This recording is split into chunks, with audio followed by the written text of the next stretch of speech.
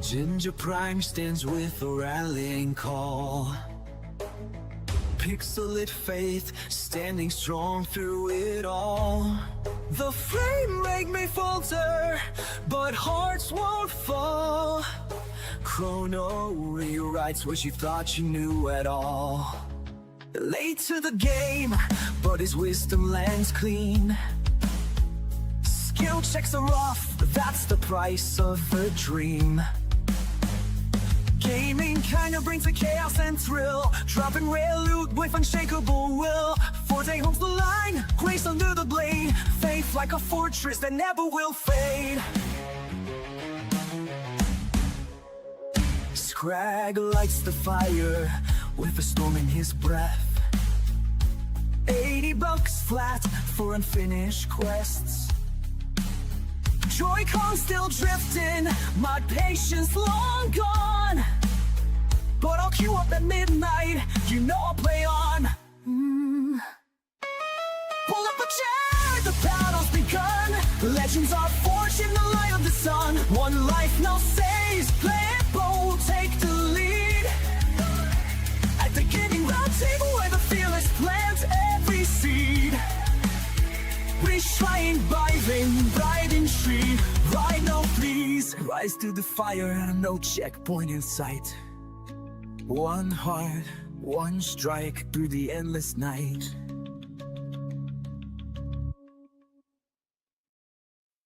Hello, everyone, and welcome back to the Gaming Roundtable. I am so thrilled to be joining and introducing you guys to my brother from another anime, Mother Soro, aka Global Cooldown.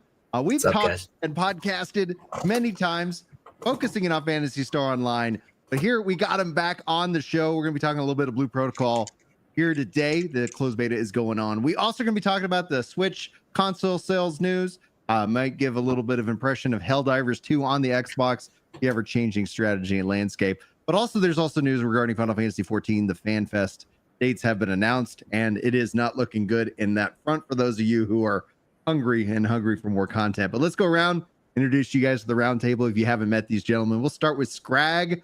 How are you doing, my good dude? Doing all right. It's been kind of a long week, but I'm ready for that long weekend, right? Dude, long weekend, 3 days. Do we have 3 days more to play? I think for the closed beta. Like, am I going to get more game time in this weekend? So they just announced this morning, closed beta will be going on till the 7th. Oh, freaking flex. At 11 p.m. it'll end. They're also giving away another 10,000 closed beta keys within the next 2 days. Well, freaking awesome. That's some really great news that because I was like, oh man, it's almost over. I don't want it to end. Do we have a release date at all for that? Not yet. Okay. Something to watch out for. All right, Scrag, on that note though, like, what do you got any plans to game? Like, what would you be gaming this weekend if you get some time to game? Well, I plan to play the Path of Exile 2 third league basically all weekend, so should be a thing. All right. Well, keep us up to date on that. Now, let's go with Chrono. How are you doing, sir? Taking a break from content this week, but making enough time to come and talk about all what's going on. What's going on with you, sir? Dude, it's been good. We've I just took a week off of streaming and stuff, so it's been kind of fun. Gonna dive back in next week, but it's been a fun week so far. I'm gonna be honest. I had some more game time. Dove back into some Silk Song, just regular Hollow Knight.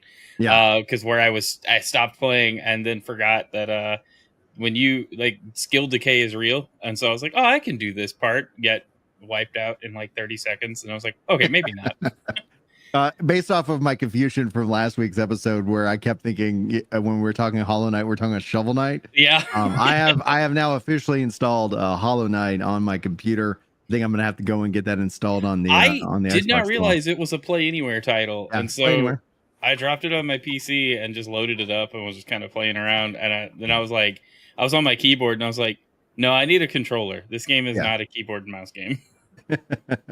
Yeah, I'm looking forward to hopefully checking it out. The other thing that kind of threw me off a little bit was Helldivers 2 officially launched on Xbox, and so I picked that up and I played it a little bit, and yeah, honestly, I was like, I didn't do it, and I should have, especially for the attention, both positive and negative, that the online world would give. But I should have set out like Helldivers 2 runs great on Xbox Series X. Or you could try to find a way to blame Series S for something, Right. in their regards, but it is what it is. Sorrow, dude, you and I got to hang out, play some Blue Protocol this last weekend. Have you hit max level already? Like, where are you at in the game? No, leveling's a little funky in the game because like you get your big XP jumps in some of the side quest things at each level, and then most of it comes from the story progression. You get a little bit through the seasonal card or the season pass or whatever, hitting certain milestones, but not enough to continuously get you there. Unless you're super hard grinding on some of the monsters and they don't really give you a whole lot. Like you're looking to get millions of XP and they're only dropping like at max 50. Oh man, the old school MMO player in me is like, I like leveling off of mobs and doing quests to unlock features. But I don't see the world going back in that direction. Nah, it's a little slow. I was just in a little while ago. I'm level 53 now. Nice. Having a lot of fun with it, unlocking a lot of things, trying some of the end game stuff that they're slowly releasing as time goes on. Seeing how to level up your gear and everything like that. But I'm having a blast with it. It's a kind of a breath of fresh air, in my opinion. Not spending any money on it, just going as it is. Were you able to play on the Japanese servers at all? No, I tried, but they never gave me anything to do so. Dude, it was like, it's interesting because I'm really glad that I have that experience. It's not a lot of people got to, but they kept kicking us out and banning our accounts, and you had to do so much jumping through hoops just to try and play the game that it is in and of itself. I'm like, well, what did y'all expect? Like it happened. So it shut down, broke my heart. I was like, gosh darn it. I enjoyed what I got to play in Japan. I was like, I want more. Some of the Final Fantasy 14 team that built like Heaven's Word and whatnot worked on this game. I was like, okay, cool. We got a pedigree. And then essentially found new life in Star Renaissance. And I was not literally like, I was like, I'm not going to know. I don't want to know anything about that game until it's ready. I don't want to get my heart broken, but playing with you, being able to hang out. Also the gameplay I felt was really strong. The only thing that I feel is a current major weakness to the game itself is I can't customize the controller. It's like everything is, this is how the buttons are. Like this is what they're going to be. And I'm wondering and hoping that maybe come release that is no longer the case. So fingers. There was a couple days ago, they did put up a survey within the game. Click on the survey. It takes you to a webpage, whatever, where you can actually fill out game suggestions and things like that. And from what I'm understanding, they are taking a lot of that in consideration. They have already made a couple changes within the closed beta. From people's suggestions. So that's awesome. That's awesome. This is going to be interesting to see because like with any MMO, you have the hype cycle. And then right now being that it's closed beta, I was just kind of generally curious to like, how is this video going to perform? And it performed actually pretty decently in terms of that. And well, depending on when it releases, I think that's going to end up being something to kind of watch out for. Do you feel like this is going to be a quick release, like sometime maybe like October, November, or is this like, hey, closed beta, and then they'll do more closed betas until it's fully ready to go, maybe sometime in 2026? So I've been looking at when they are looking to release like some of the content pieces, because I'm trying to gauge it off of that. Because if they're ending closed beta on September 7th, there's some content bits that are scheduled for November. So I'm wondering if it's going to be an early November release because of that. Like you can go in, you can see, scheduled for 11, whatever. So I'm wondering if they just didn't change it and they're like, oh yeah, we're going to release it this day, but we're not going to actually tell you about it. We're just going to hang it out there and say, oh yeah, here it is. So that doesn't leave a whole lot of room for maybe another round of testing for like an open beta to just hit the servers and stuff. So that is curious if it was that close. I mean, that's what, a couple months from now? Yeah, that's just going off of what I've been seeing in the game. Yeah, sure. It seems that way, but With a free play game though, like I would think that if they did an open beta, it's just an early access start, Right. right. Yeah. You know, like because outside And of it that, could like still be November, you know. Mhm. And the way that they've been doing servers and everything like that, it seems to be running just fine, at least Yeah. for everybody that I've been talking to. Well, Seems to be running and beautifully. playing it on Japan with the VPN, like it played well, but you definitely felt, you know, like that connection time. Here, I was like, good night. Like it feels so responsive, which is fun. And I'm looking forward to where I unlock other, you know, I can play the other classes and just continue on. And hopefully I'll be spending the next 3 days with that. Scrag and Chrono, do you guys have any interest in checking out Blue Protocol when it becomes more widely available? I would like to. It looks cool. The art style and just the like stuff up on the website. It looks like really cool.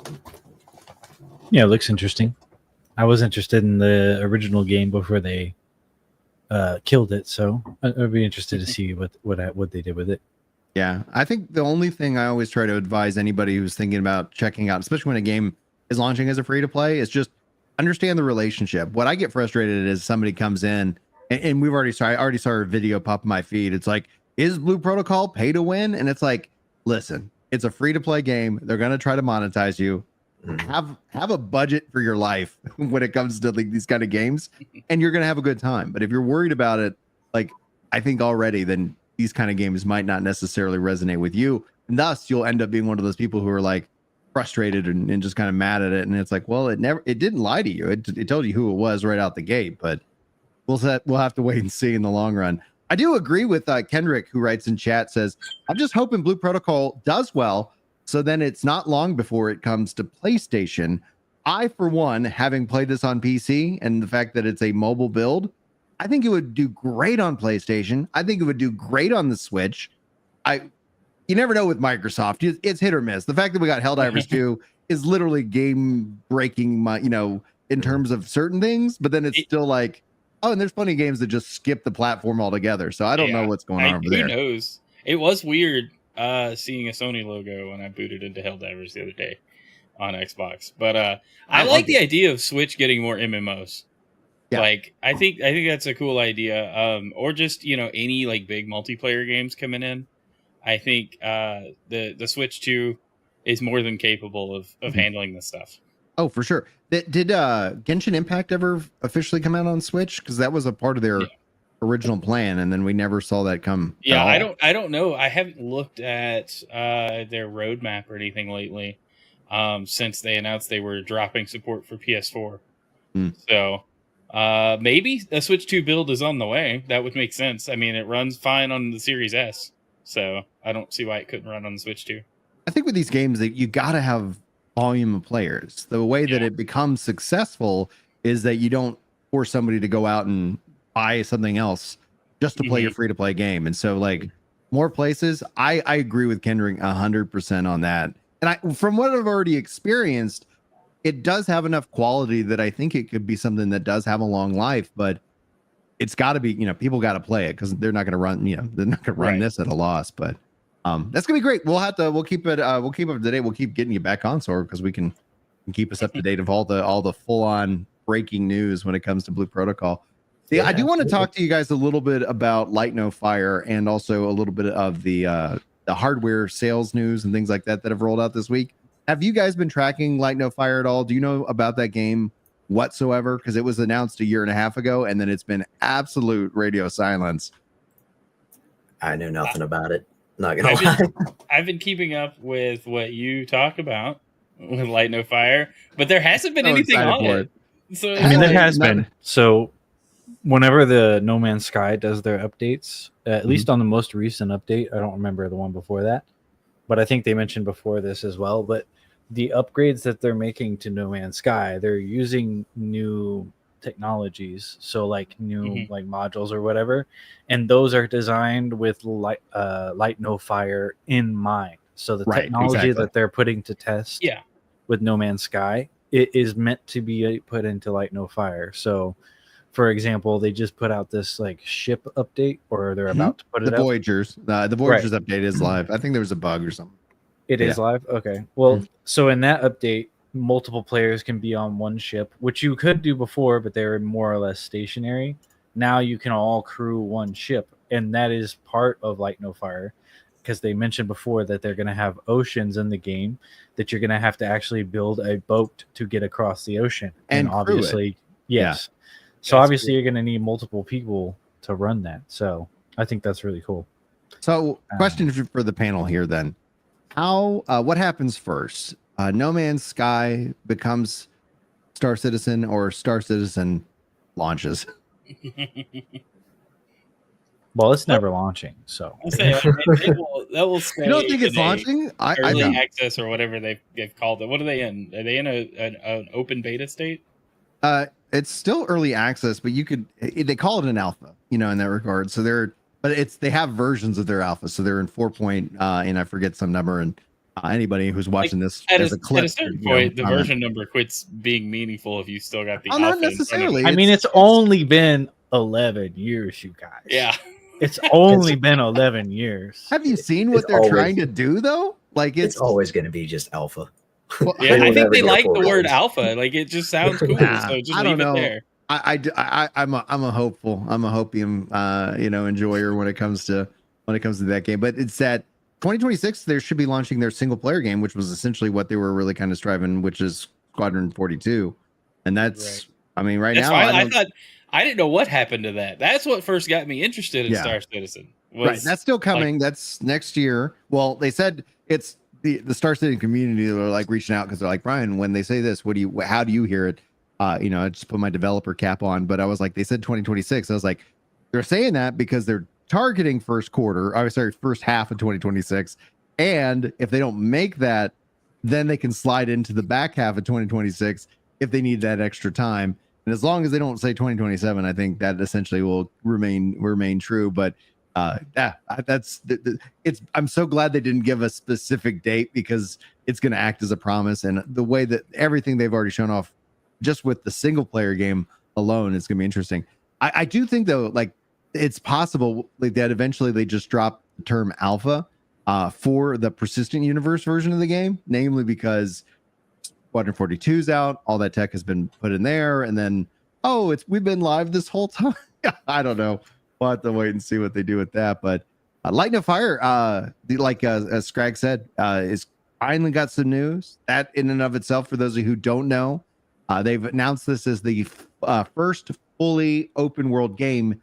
Instead of 18 quintillion planets in No Man's Sky, it's one shared planet that is a full size, or actually more of a super Earth than anything else. And so you're going to be on a full to scale real life planet, got to navigate oceans, climb up mountains and stuff like that. But it's also a fantasy kind of game, which is going to be really cool to see. Because that's something vibes more with me. I tend to go into, give me the fantasy, give me the wizards and the skeletons and that stuff. And that's where I end up liking it. Kendrick follows up and says, even if Star Citizen releases, is it possible for it to live up to the hype in people's minds with all the money gone into it? Absolutely not.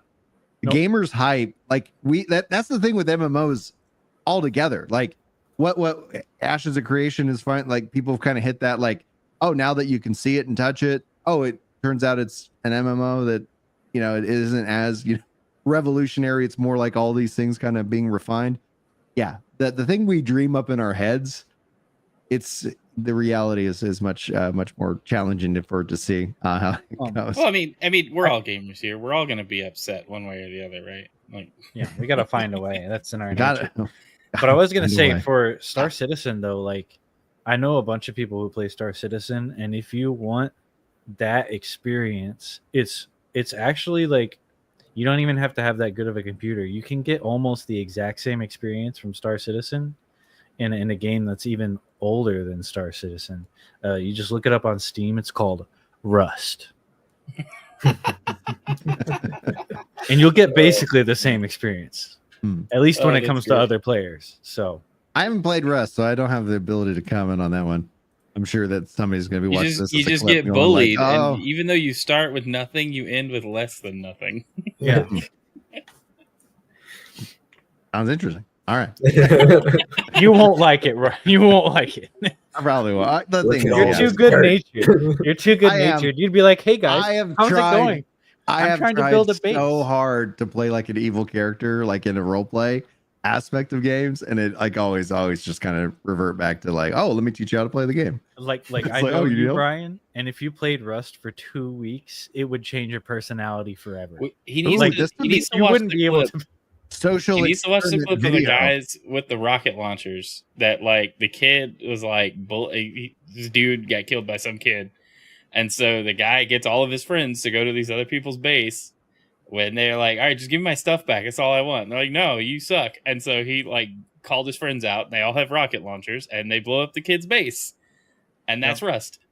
Rust is the kind Okay. of game where like you could be like, "Hey guys, I'm trying to build a base. I'm new to the game. Can you help me?" And they'll be like, "Yeah. Let me help you."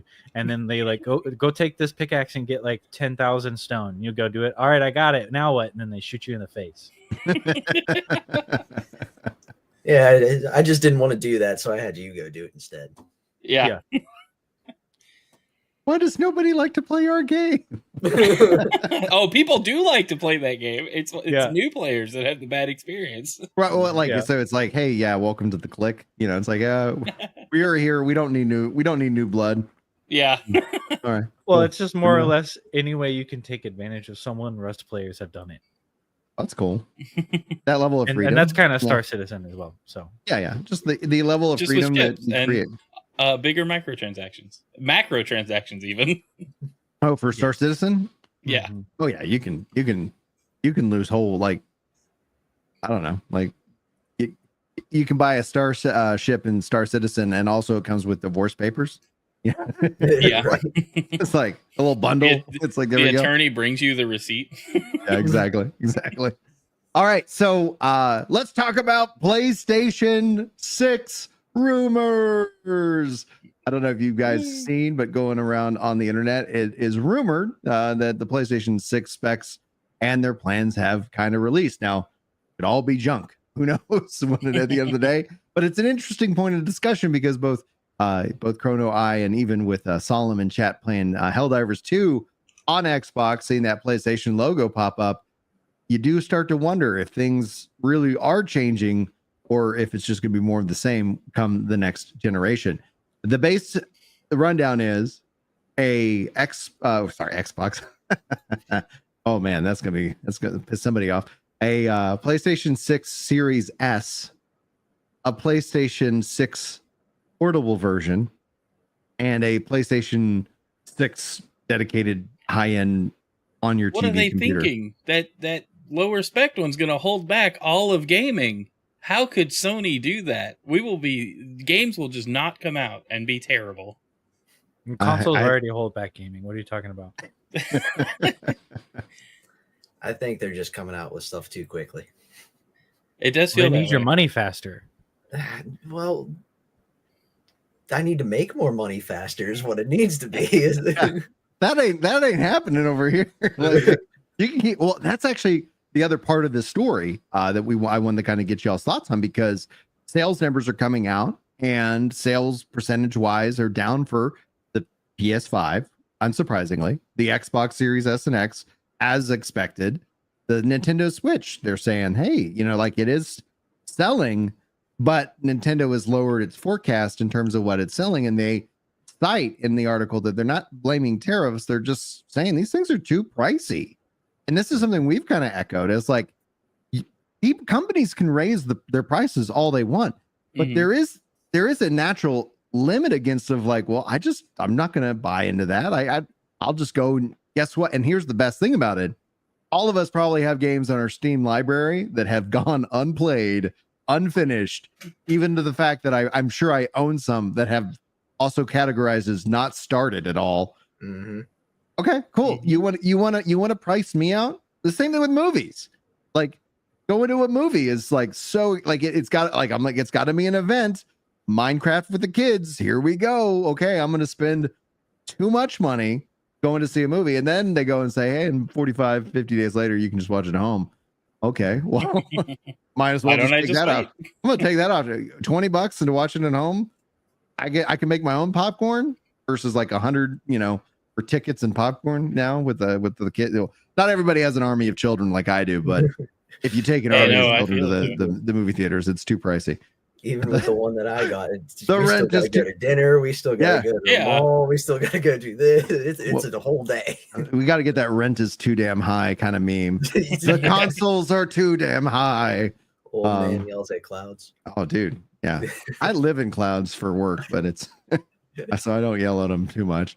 But yeah, so price is going to be a serious point. And so you start to wonder if this ends up being with the PS6, if this ends up panning out to be true. I'm not against a handheld. I was never against the Xbox Series S. It's like, it gives a good entry point. It's not going to be the be all end all, but the counter argument is development and developers having to create for multiple SKUs, and that creates a burden on developers.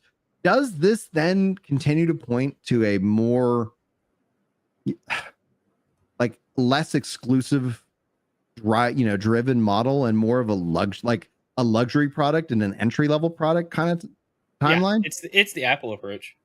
You can buy a MacBook Air, and the cheapest one is a MacBook Air. It's going to run apps and stuff, just not as great as the highest spec one. But then when you spec up to the most expensive MacBook Air, you might as well buy a cheaper MacBook Pro, because hey, it's only a couple $100 difference, and you get better performance anyway. So I think it's that approach, but also the cheaper consoles are going to appeal to more people. That Series S PS6, a ton of people are going to buy that at launch because it's simply because it is cheaper. You'll definitely have people that'll buy the more expensive one, depending on availability. What if the PS6S in theory is the $500 version and the PS6 is the $1,000 version? That's what we have now with the PS5 Pro versus the base PS5. So yeah, people will buy the cheapest option, even if it is going up, just for that new retail cost. We've seen that they really don't. No manufacturer seems too shy from putting a bigger price sticker on things lately. And they'll just blame it on tariffs or something else. And yes, that does play into it. But I think just the cost of hardware keeps getting more expensive for a ton of factors that are out of anyone's control. It's kind of dumb that hardware is becoming more expensive because the production is becoming cheaper over time. But also, like, the thing I don't like about consoles having two versions, like the PS5 versus the PS5 Pro, or the Xbox X versus the S, and stupid naming convention, by the way. But which I think has been said a billion times. But the thing that I really don't like about that, I haven't found one person who likes the naming convention that Xbox uses. Like, you could find like 4 out of 5 dentists recommended. No. It's like literally everybody in the world 9 out of 5 Xbox's naming. Yeah, 10 out of 10. So the thing I don't like about it is, well, if a game doesn't run well, it's just another way for the company that made the game or for Xbox to just be like, well, should have spent $300 more. It would have run better. Does that same argument carry into GPUs? Not really, because PC games typically are optimized for anything from this range to this range. So when you buy a game, I need at least a 1660. Right. And it's like, okay, if I don't have that, then if it doesn't run well, that's literally like, I knew that when I was buying the game. But when you buy an Xbox game that is meant for Xbox and it doesn't run well, I totally get your argument then. I thought you were just saying like poorly optimized games. Well, that is part of it. Like that does happen. Like, we've had running games on the Series S, like Final Fantasy 16, the Series S version. It looks odd compared to all of the marketing material, right? And the marketing material is going to be the best case. It's going to be running on a PC, turned up all the way. It's going to look fantastic. But when you load up even Helldivers too, to some regard, running on the Series S, it's playable, it's fun, it looks fine. But there are times where it's like, this looks weird. and I would Helldivers rather 2 on PC looks bad for me Yeah, because on the PC, if you don't turn down the graphics settings, the game crashes every 20 minutes. So, So yeah, that's been kind of my argument for the lower spec systems is, you know, they have GPU support out the wazoo on PC. You know, a lot of games will run on potato specs just fine. So maybe that's on in Xbox's case, it's really on Microsoft creating a better development pipeline so they can better optimize these games, even if the hardware is limited, but also kind of be more upfront about what the expectation is for performance, which they were kinda. It's just it's not holding up great now compared to Series X and PS5 performance. Now, before So we jump into Soro's thoughts, I want to let you chime in. I want to say thanks to Real Kitty Hawk, aka Wes, for their tier 3 sub and 72 months support Let's over on go. Twitch. Let's go. And also thank you guys so much for the likes already on the live show. Soro, back to you. So on the hardware side of things, the console side and everything, is this more reminiscent of futures past? Like back in the, Dreamcast, PS1, SNES versions and stuff like that. Those Mhm. were luxury products. You only ever had one console in your house. That was Yeah. it, if you were lucky, and maybe a handful of games. Are we going back to that? Yeah. Yeah. Like because of how expensive things are. Like I Yes. remember a few years ago, I had, PlayStation 3, PlayStation 4, and Xbox, Nintendo. Like I had a bunch of these things.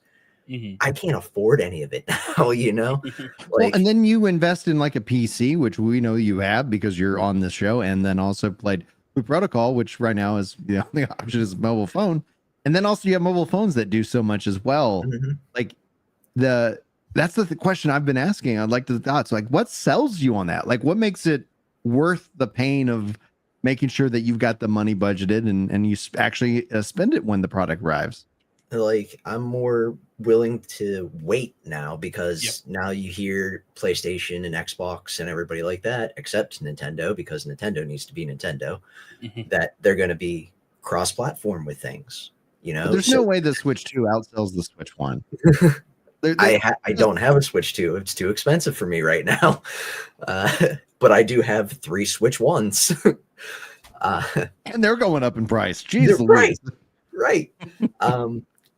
But now I can just wait a year and play the same game that, my buddy that has a PlayStation 5 or will have a PlayStation 6 or whatever. I'll just wait a year or wait 6 months and play that game on my PC, which I built, myself 5-6 years ago and still runs games like Clair Obscur, for example. Beautiful game. Runs that on ultra settings with parts from 5 years ago. Right. Just fine. Like, why do I need, this thing that runs at lower FPS Mhm. that cost an arm and a leg to have, and it has only a very few games on it to begin with? Yeah, I think I legitimately think that the PS5 is probably the last time, or this generation is probably the last time I buy like the major players in the console space with crossplay, cross-platform, just becoming the norm. With And then the PC yeah. release is kind of guaranteed from everybody now except Nintendo. Like What- what is the selling point for the next Xbox or the PS6 for me then? What do you think the selling, like, would you see any kind of value in the Steam box? Because essentially that's being rumored and leaked that is also on its way. And the thing for me, the selling point for me on the next Xbox is that I can play Final Fantasy 11 on it back on my television in my living room because it runs Steam and all the things, right? Like the selling point for that is that I'm in the market for a device that does everything my computer can do, but focusing in on just give me options, right? That's the big weakness. That's my biggest frustration with the Switch 2. I own one. I love it. Like I played Donkey Kong. I've enjoyed that experience. But as soon as I'm done with that experience, I set it down until another experience that I want to have comes out. That isn't every day. So I go back to my Steam Deck because that runs GeForce Now. That runs all these games. That has my, my Spider-Mans and all of it. that is the preferred gaming experience. And yes, I could technically dock the Steam Deck to, I guess, the TV. I don't want to. Just keep it simple. And so the selling I point for wouldn't me mind it. is that. But So I wouldn't mind the Steam box or the Steam Deck with like a external GPU dock situation. Mhm. So like you dock Which it, it's a already little more can do that. powerful.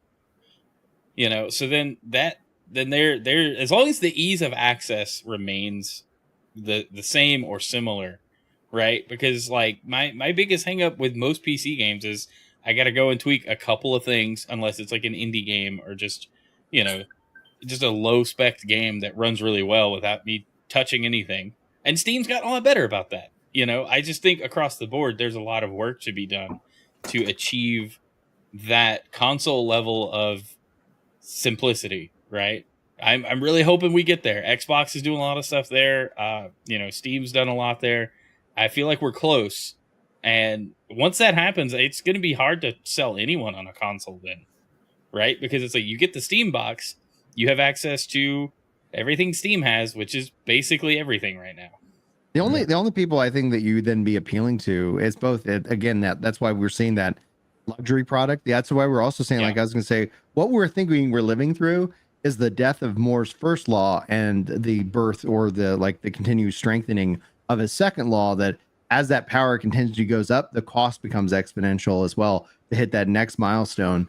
And so it's like, yeah, all of a sudden, yeah, everything so what you don't get these monumental leaps that you would experience, but yet the cost has gone up. And so it essentially disincentivizes everybody from actually kind of opting in, which means the only people who are opting in are the wealthy who have the money. So it becomes that luxury brand. It becomes that luxury experience that you have. And thus it does cut out a big portion of the market. How do you solve for that? Accessibility. And that's especially like those of us, like if you've got anything else in your life, like if you're 16, 17, 19, you got all this free time. Yeah, I get that, you might want a really great gaming experience because you can put hours and hours and hours into it. But if like all of a sudden you're like, I got to go to work, I got to do things, like, yeah, if you got to commute, man, handhelds, absolute cool game changer. For me, it's been game changing because I get to play games with the kids around them. We can all be either doing our own thing or we can all be having a shared experience. It gives me that flexibility. And that's actually what I'm in the market for. I just need flexibility. I don't like, okay, you want to like charge me $3,000 for a GPU? Not in that market, but I'm glad that exists. I'm in the market for something that can just play these games that I enjoy where I'm at. Yeah, No, I agree. Like I've been doing a lot of flying lately and everything for work, and taking the Steam Deck along with me, just sitting there playing, not a big problem. The only problem is Wi-Fi when I need it, but that's a whole different situation. A little bit different. But it works just fine. Does what it needs to do. And I do need to change and upgrade the battery, but again, another problem. They are rumored for the Steam Deck 2 pretty soon as well. Yeah. I don't know a whole lot about it, but I did Steam hear Deck 2 would be a really good announcement to also bring out the Steam box as well. Yes. Like, yo, it would track with the Sony announcement, right? Yeah. Like it would be 1-to-1 almost. For sure. And I could, great, go get a Steam box or something like that. But I could also just run an HDMI cord or a display port from my PC to my TV and just play it that way as well. Like, my house isn't huge. I can just run that cable. It's not going to lose fidelity that far. So, like, I don't know. I know some people would buy PlayStations or Xbox or things like that, especially from like the PlayStation 2 to PlayStation 4 era, for like a glorified Blu-ray or DVD player. Right. I mean, that's what I used it for most of the time because that's why I got a PS3. It was cheaper than a Blu-ray player for a long time. Yeah, it was a no-brainer. Yeah. So, I mean, and now we're going to streaming services. So that's completely out of the question on why you would have it anyway, unless you're using it for older videos or something. Right. So I don't know. The other thing about the Switch 2, they are not selling very many because it's expensive and it breaks into a million pieces with a slight touch. But like, Great handheld experience. if it was That's just Ginger's kids, all right. Like my Switch 2 is fine. I still haven't. There's like a GameStop and it's like 20 minutes away from the house or whatever. So I still haven't gone in and replaced the first Oh man. Joy-Con. the Switch 2 reminding was me of my failure. if the Switch 2 was $100, there would be one in every single house. Every single household would have one. Just like think back to like Game Boy Color. How expensive is a Game Boy Color? It's like $100. Yeah, I don't really know. I'd have to look. Yeah. How much so was man. it? Let's see. Game Boy Color. I'm still trying to calculate the Release. price of I think bags. it was about 80, wasn't it? It was $80. That's what I thought. So Equivalent to $150 with inflation. how many people wild. in the 90s when you were a kid or younger, if you were not a kid, how many of them had it? We all That's had true. it. We all had it. I don't even like Nintendo, and I had it. Right? I had a Game As Boy a kid, you Advance, didn't like Game Boy Nintendo? Color. Like, were you? No, were you born in salt? No, I like Pokemon, but I don't count that as a Nintendo because it's Game Freak. I like Pokemon. I like Fire Emblem. Okay. Fair enough. I'm Alright. trying to think of another one, but I think that's pretty much it. Hmm. Castlevania technically is not But Nintendo that's either. Nami. Yeah. But I mean, like, I liked games that were on Nintendo. I just didn't like Nintendo games. But yeah, like everyone had one, and now with like Switch One, you could buy a Switch Lite for like $250, which even if you adjust for inflation, that's like double the cost of a Game Boy Color back in the day. Mm-hmm. And yeah, there's manufacturing things and stuff. Like there's manufacturing costs to consider. But when you also consider that they made over $4 billion on the Mario Kart before this one, like, dude, come on. Like you can have something that you lose money on in order to sell more games, especially when you want to charge $90 for the games.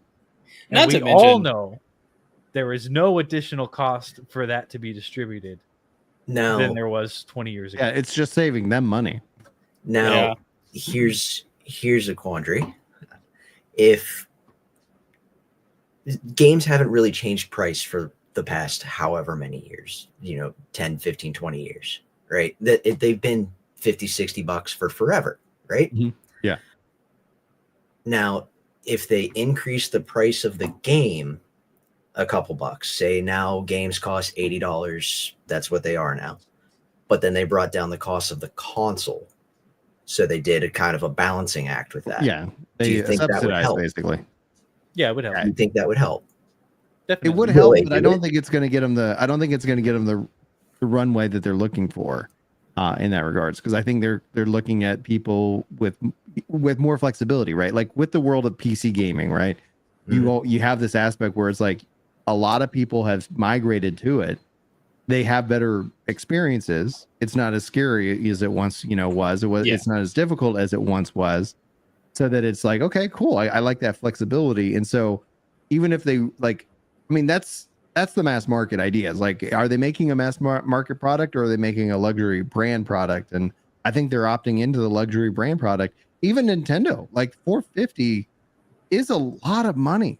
Because like, I don't feel like my salary has gone up at the same percentage degree that like everything else has. Like No. everything does See, I feel don't- squeezed. I don't see it as a luxury product. And like if someone yeah. has an iPhone and a MacBook Pro, you're like, oh, that's luxury. They spent a lot of money on that. But when you see a dude like with an Xbox playing Call of Duty, your first thought is not, oh, that was expensive. He spent a lot of money on that. Your 1st thought is, what's this guy, an idiot? He doesn't know how to use a computer. Like not Shout out throwing every console player out there. like I'm not throwing shade at console players individually, but like, you know what I mean? It's not like a ooh Xbox. It's like, oh, Xbox.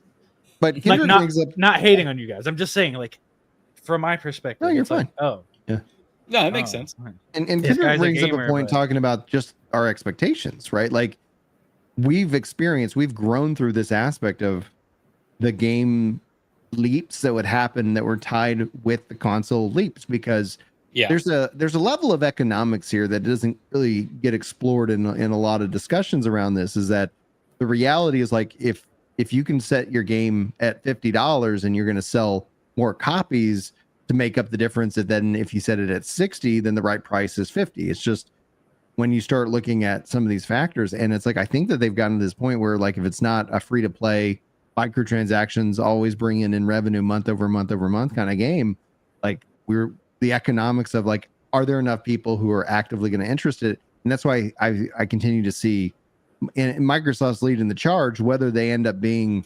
the new model, or they end up marking kind of like the biggest collapse that we have seen since the Atari age. It remains to be seen, but I don't know what I don't see the PS6 going and giving me the leap that the Super Nintendo to the N64 did, or the N64 to the PS2 did, or it's like, well, we we've didn't seen those leaps happen in that either, though. Yeah, Like, what we got was solid state drives, really, and digital only consoles. Like, that was the biggest leap. Yeah. For this gen. And that's also why Expedition 33 stirred the pot like it did. Yeah. Because no microtransactions, you just bought the game. There was no extra bits when you knew whatever. It's just, here's the game, have fun. Yeah. And that's people, like, other studios were like, what are you doing? It's like making where's a all the fun game. microtransactions? You can't sustain this. And what they made, $33 million over 33 days. Yeah, Guys, you can't treat our customers well. They'll expect it. Right.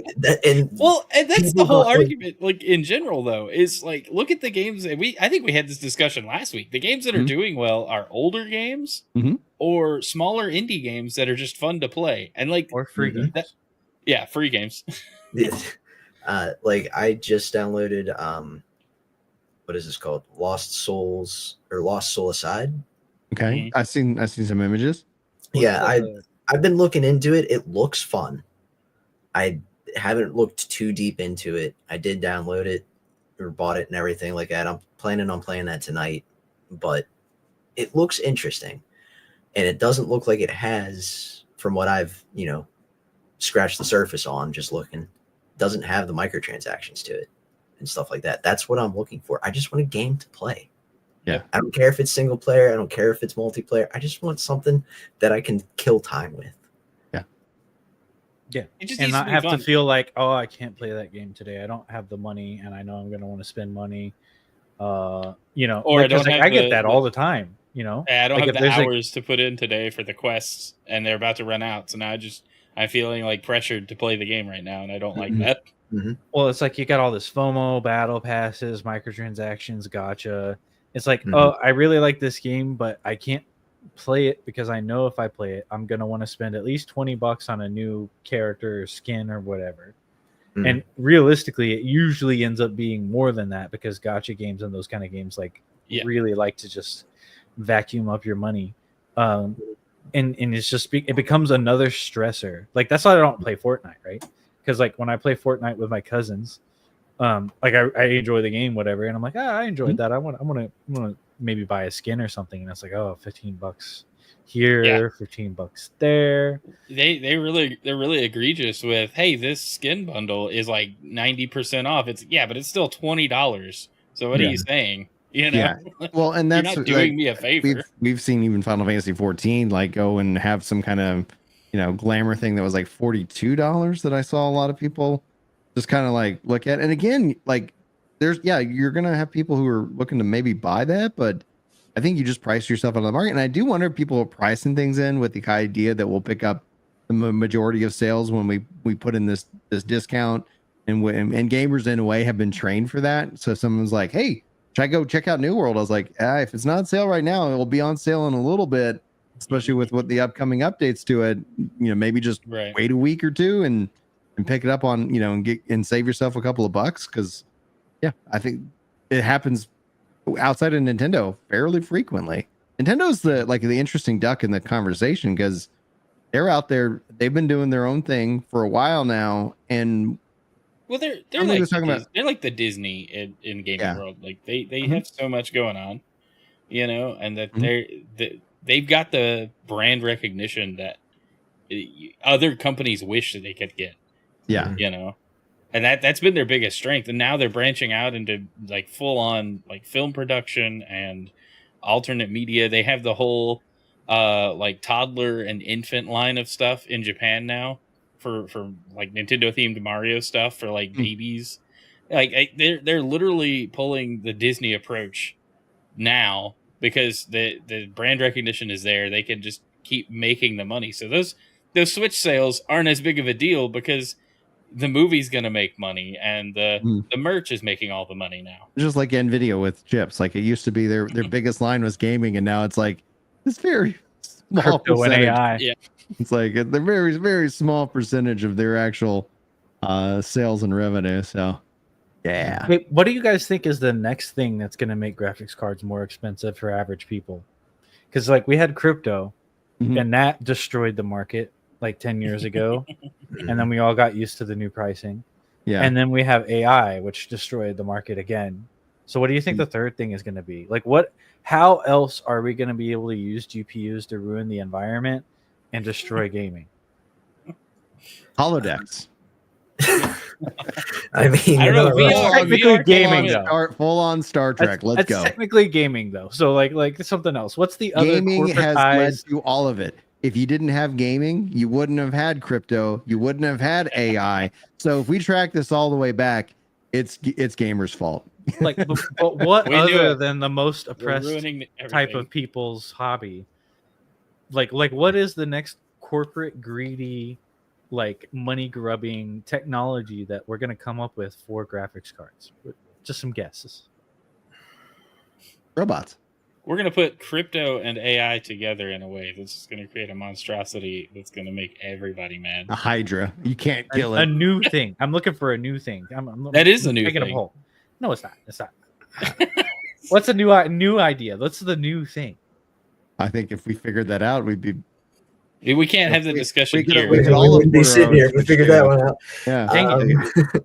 I was trying to steal your ideas. No, just kidding. But seriously though, like The Matrix. Disruptive tech is so hard to like predict though, because like AI blew up because behind closed doors people working on stuff and it's like, oh hey, we can put this in public hands now. Yeah. And it's like, okay, the Pandora's box has been opened there's no going back. And it was the same with crypto. Now everybody, like if you wanted to come up with your own cryptocurrency, go right ahead. Yeah. It doesn't have any value yet, maybe ever, but you're more than welcome to do it.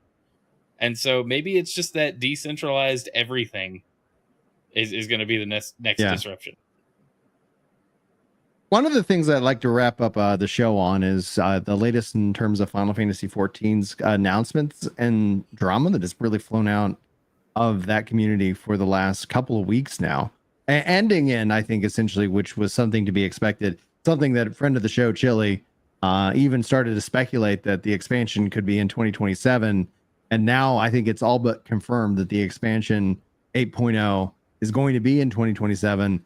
Almost basically 3 years to the date from 7.0, from Dawn Trail, and all of that has unfolded since that version of the game released. Now, sorry, you got to go to the last FanFest. I think you and Chris were there, Yep. if I remember correctly. Yeah, me, Chris, Dev Monkey, we all met up. That was my first FanFest. I had a blast. It was a lot of fun. Oh, it's a It was fun time. hot. God, it was Fun hot. time. Oh yeah, Vegas in the summer, absolutely.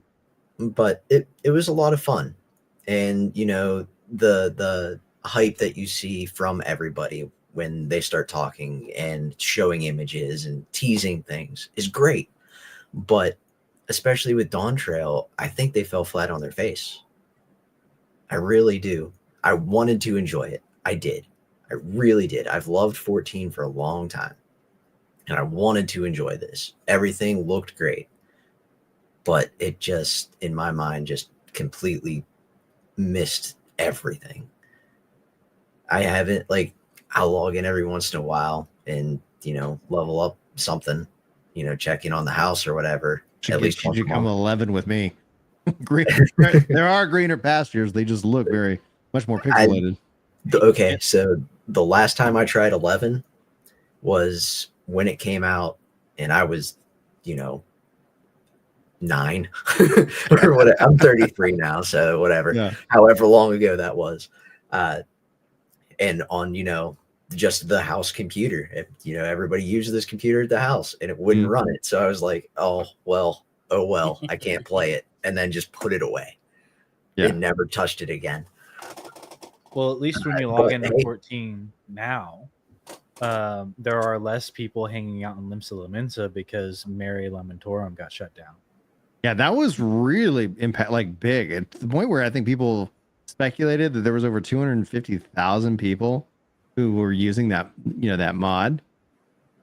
Yeah, I watched Mr. Happy's video on that, and it's ridiculous. Like, I get modding games. I understand why people do it. I understand, I do it in a couple games. I'm not gonna lie. Hey, I want this thing to look a little different. Whatever. But it's not affecting other people. When it starts affecting other people, right, that I see as a problem. Yeah, I think the big thing too. Sorry, the biggest thing for that mod wasn't it causing issues on like the server side of things for players, and so I could see that being the biggest issue with it. It seemed like a useful mod. Like I'm very outside of this whole community, but I'm looking in, and I read up on why they shut the mod down, and I was just like, that actually makes sense, if only because it's like you can't have everyone else's experience go downward because somebody wanted to run some custom software. Well, also too, like there is a certain so it's an MMO, right? Yeah. So everyone is kind of expecting when they play this MMO to have the same experience. Like, oh, I like Graha Tia, he's really handsome, blah blah blah blah blah. But on somebody else, like on half of the other players' screens, Graha Tia is like a Taru because they decided to mod him like that. Right. Or like you're not having the same experience as the other players who are playing the game, which to me seems kind of like not, it's like against the spirit of the game. Like I want to enjoy Final Fantasy because it's Final Fantasy, and I want to enjoy Final Fantasy with other people who enjoy Final Fantasy, not your OC that you made and paid a 3D modeler $500 to make for you in the game and then show it off to other people. Like if you want that, just go play VR chat. So that's fair. Well, that's what it seems like some people were using this for, at least when it comes to ERP and various different, just like, oh, wow. Like we all knew that was going on, but it seemed like that was way more prevalent than expected, at least according, to the backlash and just the numbers. And the other thing too is like with mods, like Square Enix in the past, they've always been like, hey, if you're going to use mods, don't talk about it. Don't post pictures of it. But a lot of the people using this mod in particular, like the groups of people who would share their mods together, they were like having entire streams or like entire videos where they're like all hanging out as their super specialized custom OC stuff and like chatting and talking in the game or whatever they do and posting them. Like I've seen videos, like Final Fantasy videos, where the guy is like talking as his character, like how a lot of people do, like where they do the animations and stuff, but it was like all mods, like everything was modded, and it's like, bro, like you had to know that it was going to come to this if you guys couldn't keep it secret. But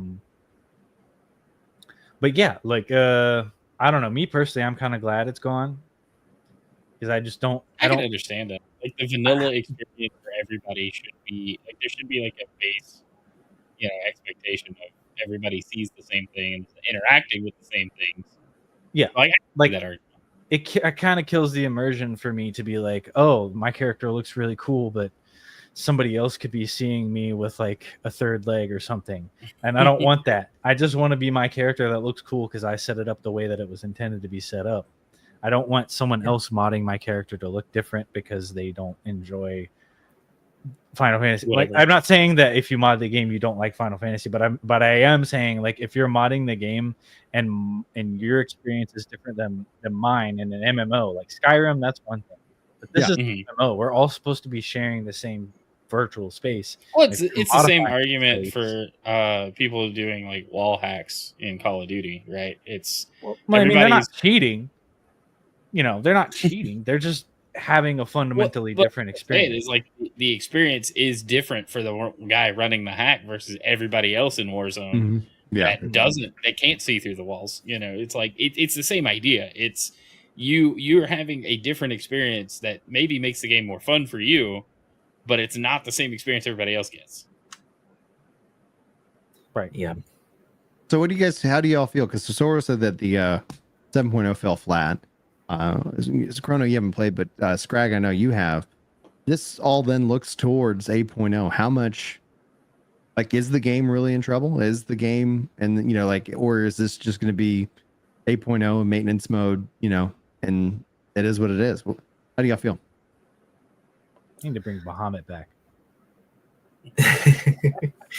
So, I mean, you see this with a lot of games, especially MMOs, where they're up high, up high, up high, and then it's like, oh, something happened, crash, and then, hey, you know, let's talk about it again, and it comes back up. Maybe not to the point it was, but at least it's, you know, being talked about again. It's being enjoyed again. And right now, it seems like we're on that downward dip. Who knows? 8.0 might help, might save it. What needs to? What does 8.0 need to do for you in that regards? It needs to be more. I think the story needs to be more engaging. Like, it felt more. It doesn't need to have a. So for me, it doesn't need to have a specific punch to it. Like, this one was definitely more. It felt to me like it was more politically motivated. Not my cup of tea. I don't care. Right? If I don't care about the story, especially in a Final Fantasy game, I'm not going to enjoy it. And this patch, or not patch, but 7.x and stuff like that just didn't get me there because of that. And it just didn't grab me. I don't know a lot of people that are into the whole, yeah, let's make this a political statement thing. Like, that's one reason why I think it fell flat, is not a lot of people grasped what it was supposed to be about in their minds, in Square Enix's mind. So it didn't resonate correctly with the audience. So something that, you know, gets back to its original roots in the 1.0, the 2.0, 3.0. Hey, we have this big threat. Let's go deal with it. Not, hey, let's go make this person king. You know? Dude, I hated that. It's like, and I know, like you said, there's political stuff. This is not political. This has nothing to do with politics. I just absolutely hated that they led us up to this in 6.x. They're like, this character comes up and they're like, oh, hey, come with me to my kingdom. I'm going to become the emperor, blah, blah, blah. And like, I know everything and I'm like super awesome. I just need your help. And then you get there in 7.0 and it's like, actually, never mind. I'm an idiot and I don't know anything. You got to hold my hand. Yeah. I hated that. It was so annoying. It was like, give me back the, hey, yeah, like you said, bring back Bahamut, resurrect Bahamut. He's coming back to kill everybody again. Let's figure out how. People are trying to resurrect Bahamut, and they're doing that, and so then that creates this sense of a threat that eventually could be. Yeah, we've called him. That's the other thing too. Is like the Ashians are gone, right? I think every Ashian is gone now, right? No, they there's brought one back in 7.3. There's still like a couple left. Yeah, there's still a couple out there. Okay, so like they need to do something. Right. We need an existential threat. We still haven't gone, like, you know, when Shadowbringers, we went to what number was it? We went to the first, yeah, right? And we're the source. So we went to the first. There are potentially at least 12, because I know one has been completely destroyed. Other places we can go that are not Eorzea proper in the source and do cool, interesting things other than hey, we found a portal in a cave with a bunch of space people, and they just randomly decided to help out a maniac conquer the world. Right. So basically, story is Yeah. really what Like we could have a story. Yeah. Yeah. Something that's more. How do they do that though, with the fact that it's then built up upon the previous saga, so that new players or returning players, it's like you have hundreds of hours of story to work through to experience this new story that let's say 8.0 comes out, it rocks. Chat's talking about right now that the 7.3, it's starting to hint at a bigger threat that's on the horizon, which makes sense. But like, I think I've always thought like the way that they've built the game is so much like a Jenga tower that every expansion, it doesn't matter if it's good or if it's bad, if it hits on these things and misses on others, it's on top of everything else. And so you'll struggle to get new players in. You'll struggle to, have players come back over enough time. And then you'll also start to lose as the honeymoon effect wears off on people who do get into the game. Then all of a sudden you end up having a lot more backslash. And that's what I don't know if that's just my feed right now, but it's like it's so interesting to see the discourse around Final Fantasy 14 having changed just over the last year alone, where it felt like there was like, yeah, you don't really want to make any kind of negative or critical kind of points about the game because you're going to get a mountain of backlash. Now it's like people are like, thank goodness someone's talking about this. This wasn't good. This wasn't what we wanted. And so now it seems like that has shifted. And so the power structure in online discourse is, I think, really shifted to be more critical of the game than we've ever seen in its history. Do they do what they did from 1.0 to 2.0? I Did thought they blow it up and start over? Well, honestly, with the exception of keeping it off, like I always thought like it would be, how cool would it be if they did a time jump? If they did a time jump that this, whatever that branch was, you'd have a new progression system, new starting zone. So any player could literally start with, let's just call it Final Fantasy 14-2. Any player could start with 14-2 if they wanted. But you, like kind of like what they did with PSO2 New Genesis in a way, like, yeah, it's two separate games. They can do different things. They re-engineered this. And then one second, sweetie. And they've re-engineered this, but ARR and all that stuff still exists, so you can go experience it. But I thought New Game Plus was the perfect way of doing it. They teased this. This is something they even thought about doing with 11 to 14, making like a portal that you would go in from the Mog home and being like, I'm going to step into the world of Final Fantasy 14 and whatnot. So it's like, yeah, I got a little visitor here. But yeah, that's my thoughts. What do y'all think? I think that'd be cool. I think we could find another space portal in a cave that takes us somewhere else. Right.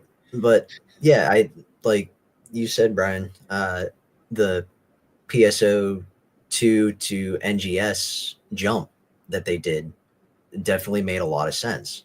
And it was really neat. If they did something like that, I could see some people going, I don't like that idea, but I could see a lot of people also going, that's pretty neat. So I can go back and I can play, the old stuff, but the old stuff has no bearing on what the new stuff is. Yeah. That's why I did like the start of NGS whenever they announced it. Yeah. But now, like, I haven't played it for a while. I need to go back and I need to touch it again. I want to see all that's what's changed with the game over the last couple of years, just because. Yeah, go ahead, Greg. One thing they could do, which would be really cool, and they'll probably never do it, but for 14, like Bahamut was a big deal. It blew up part of the source. Blah blah blah. Everything reset. One thing they could do, story-wise, which would be really cool, is have something happen to where all of the shards, because Heidelin is gone. Spoiler alert. Heidelin is dead. Heidelin is dead, and Heidelin split the shards, right? So we could have a catastrophic event where the shards recombine and all of the people on the planets regain all of the missing parts of their soul. And this causes some kind of massive feedback loop in the universe which is like it makes sense that our characters could become even more powerful. B, we could get rid of the blessing of light, like plot armor thing. Mhm. And then also we could have all of the bad stuff that the whatever those guys were called we're dealing with in terms of like magic and creation and like just like pure raw negativity be important again. Oh, I like that. That's pretty cool. Yeah, I like that too. And then everything recollides, and then your character wakes up and it was just a fever dream. The shards never happened. It was always level just one. Well, no, I'm still a not level saying that one they never adventure. happen. I'm saying that everything sort of recombines in the way that you No, don't become what they were. They're still Right. like what you are now, but everything is one. So we've got a bunch of like ruined buildings from like destroyed shards that are like infecting land around, or you've got like just a reasonable common sense reason for the characters to suddenly be stronger, you know, like because we always have that power creep. But if it like in chronological order, like memories are returning, different, you go through like different lives, stuff like that. I don't know. It's just an idea. Take notes. Spitballing. Well, on that note, though, I think it's pretty much time to wrap up our show. Let's start with Chrono. What are you playing this week? Well, I jumped into some Helldivers 2 this week. I want to play more. I somehow glitched the tutorial, and so I got just thrown into like the menu, and it was just like, okay, go do a mission, and I'm like, I don't know how I got here. And so I replayed the tutorial and then dropped into a mission solo because I was just kind of goofing off, and it went about as well as you'd expect it to. I got murdered a lot. But it's really fun. I want to play more. And then I don't know. I've just been enjoying random stuff lately. Hollow Knight's been fun again. Firing up just random stuff, I guess. How about you, Sora? I'm gonna continue playing Blue Protocol and see where that ends up going and what changes they might make. After the beta started, the Monday after, they did an update and changed a couple things. So I'm wondering if this Monday coming up, they're going to do it again. See what changes they make, what improvements or whatever. See what goes on there. But like I said, I'm going to try this Lost Soul Aside game as well. I haven't streamed in a long time, but I might do that tonight. All right. We'll see. We'll see. We'll see. That's how I always feel. I'm like, maybe I'm tired. Yeah, that's like, I'm just gonna go to bed and I'll get up early and stream. That it seems to work well for me. What about you, Scrag? I know that you said you're playing some stuff earlier on, but like outside of the Path of Exile, like, is there anything else on your radar? Well, this week I've been playing a lot of Helldivers 2. I unlocked most of the ODST stuff, so that's cool. I've been enjoying playing that again, but like I said, I had some issues with the game crashing on PC, which is pretty common. Yeah. I played some more of the finals, which is, you know, my kind of go-to like chill and not really chill, but you know what I mean, competitive game. Yeah. And I played a little bit of Deadlock, so just all over the place this week. Sweet, man. Sweet. I think this weekend I'm going to be picking back up some Blue Protocol. Going to be playing a little bit more Final Fantasy 11, and hopefully I'll be able to step into some Hollow Knight, but definitely some more Helldivers. I really just enjoy sitting back, relaxing, playing that in my chair, and you know, like, kill some bugs, call it a day. I will leave with one thought on it. That like with the ODST stuff, I was like, how insane would it be that if at some point they decide to evolve that universe so that not only is it just like cosmetics, but they're like, and now you can fight the Covenant, because there's a lot of like, you know, or like, again, like I think they've even done some Star Wars stuff. It was like, imagine if it was just like, yep, this universe, we can bring in all kinds of stuff, and now that it's like all these different things, like, all right, a whole wave of astrobots, or they need to collab with Starship Troopers. That'd be hilarious. I know, like, where's that? That would be the ultimate. The Tau Empire from 40K comes in, you know. Oh no, they would win. Sorry, for sure. Well, that's the going to end wrap game. us up. That's going to wrap us up for this week's podcast. We'll be back next week. We actually have a special guest bringing on and talking about the hack that happened and all the scams that were going on. It's going to be a fun show. Hopefully you guys tune in for that one. But outside that, we'll be back next week. Hopefully y'all enjoyed the show. Hopefully we'll see you next time. Until then, take care.